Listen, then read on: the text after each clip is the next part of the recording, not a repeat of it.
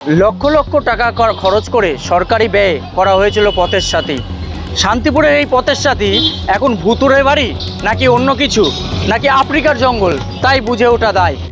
পথের সাথী প্রকল্পের নামে লক্ষ লক্ষ টাকা খরচ করে তৈরি হয়েছিল আবাসিক মোটেল।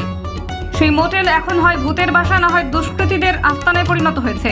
নদিয়ার শান্তিপুরে পথের সাথী এখন ঘুঘুর বাসা, এখন সাপ ইঁদুরের বাসস্থান সেখানে। জনপ্রতিনিধি থেকে শুরু করে সরকারি আমলা কেউ প্রতিক্রিয়া দিতে চাইছেন না। গোটা রাজ্য জুড়ে পথের সাথী প্রকল্প চালু করে রাজ্য সরকার, যেখানে লক্ষ লক্ষ টাকা ব্যয় করে জমি অধিগ্রহণ করে বিল্ডিং করে তোলা হয়। মূলত লক্ষ্য ছিল মহিলা স্বনির্ভর গোষ্ঠীর মেয়েরা সেখানে কাজ শুরু করবেন, পাশাপাশি বিভিন্ন জায়গা থেকে আসা পর্যটকরাও সেখানে থাকতে পারবেন। কিন্তু সেই পরিকল্পনা মুখ থুবড়ে পড়ে। সরকারি ট্যাক্সের টাকায় খরচ করা ওই পথের সাথী প্রকল্প বর্তমানে ভূতের বাসায় পরিণত হয়ে আছে।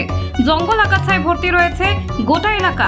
বিজেপি নেতা সোমনাথ কর বলেন, কোনো পরিকল্পনা ছাড়া সরকার এই প্রকল্পগুলি চালু করেছিল। মানুষের হকের টাকা নিয়ে সরকার ছেলে খেলা করছে, আর এই প্রকল্পগুলির মধ্যে থেকে কাটমানি খাওয়ার প্রবণতাও দেখা যাচ্ছে।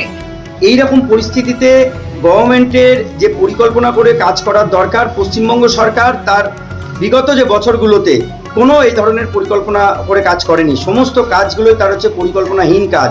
আর আজকে এই পরিকল্পনাহীন কাজের জন্যে আজকে এই ধরনের পথের সাথী, যেগুলো থেকে সমাজ বিরোধীদের একটা আখড়া তৈরি হয়ে গেছে। আপনারা গেলে দেখতে পাবেন যে এই সামনে যে বন তৈরি হয়েছে, পেছনে দেখবেন বিভিন্ন সমাজ বিরোধীদের কার্যকলাপগুলো চলছে। সমাজ বিরোধী কোনো রাজনীতির সঙ্গে যুক্ত নিশ্চিতভাবে, তাহলে সরকারি ঘরে বসে সরকারের মদতপুষ্ট আপনার রাজনৈতিক দলের মদতপুষ্ট ব্যক্তিরা ছাড়া কারা ওইখানে যাওয়ার সাহস পাবে? কোন দল? নিশ্চিতভাবে তৃণমূল কংগ্রেসেরই যে সমাজ বিরোধী যারা আছে, তারা দেখবেন যে তার ভেতরে যে বিভিন্ন রকমের সমাজ বিরোধী কার্যকলাপ ঘটাচ্ছে। আপনার নাম? ডক্টর সোমনাথ কর, মুখপাত্র, নদিয়া দক্ষিণ সাংগঠনিক জেলা বিজেপি। সাধারণ মানুষের দাবি, আমাদের ট্যাক্সের টাকা খরচ কোনো পরিকল্পনা ছাড়া কিভাবে একটি প্রকল্প চালু করতে পারে রাজ্য সরকার, যেখানে লক্ষ লক্ষ কোটি টাকা ব্যয় হয়েছে কিন্তু রাজ্যের কোনো উন্নয়ন হয়নি সেই প্রকল্প থেকে। আমরা চাই সরকার যে কোনো প্রকল্প চালু করার আগে পরিকল্পনা গ্রহণ করুক।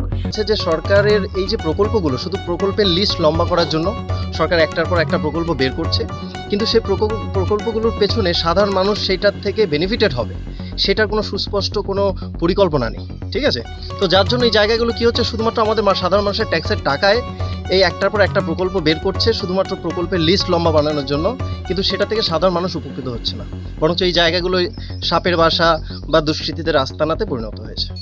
আপনার নাম? আমার নাম সাগর। আপনাদের তো আপনার সাধারণের ট্যাক্সের টাকাই তো নিশ্চয়ই ট্যাক্সের টাকা দিয়ে তো এটা করা হয়েছিল, খরচা করে করা হয়েছে যাতে আবার খরচাটা উঠে আসে।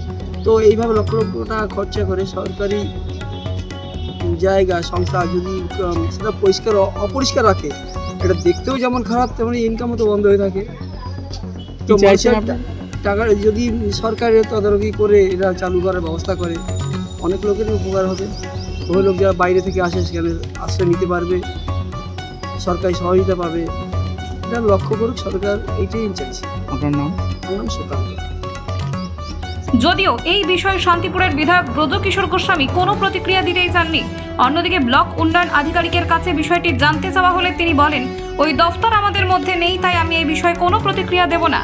একটু আমার ক্যামেরাম্যানকে এসে দেখাতে বলবো যে এইটাই হচ্ছে পথের সারি, যেখানে আবাসিকরা আসবেন, আবাসিকদের থাকার জায়গা করার জন্য লক্ষ লক্ষ টাকা ব্যয়ে সরকার এই আবাসিক পথের সাথী নামে একটি প্রকল্প করেছিল। সেই প্রকল্পের অবস্থা এখন জরাজীর্ণ, তালাবন্ধ হয়ে পড়ে রয়েছে দীর্ঘদিন ধরে, কোনো কাজেই লাগে না। জঙ্গলে ভর্তি হয়েছে গোটা এলাকা, যেন মনে হচ্ছে ভূতের বাড়ি। এখন বাসা বেঁধেছে কোনো মানুষ নয়, সাপ ব্যাঙ, এদেরই এখন পথের সাথীর আসল ঠিকানা। প্রশ্ন উঠছে, তাহলে সাধারণ মানুষের করের টাকা ব্যয় করে লক্ষ লক্ষ টাকা খরচ করে কেন এই প্রকল্প চালু করা হয়েছিল? কী কারণে এই পথের সাথী প্রকল্প টাকা চালু করা হয়েছিল? তাহলে সাধারণ মানুষের সুদের টাকা কি জলে গেল? এই প্রশ্নই তুলছে সাধারণ মানুষ। নদিয়া থেকে সুরজিৎ দাস, জাজ বাংলা 24।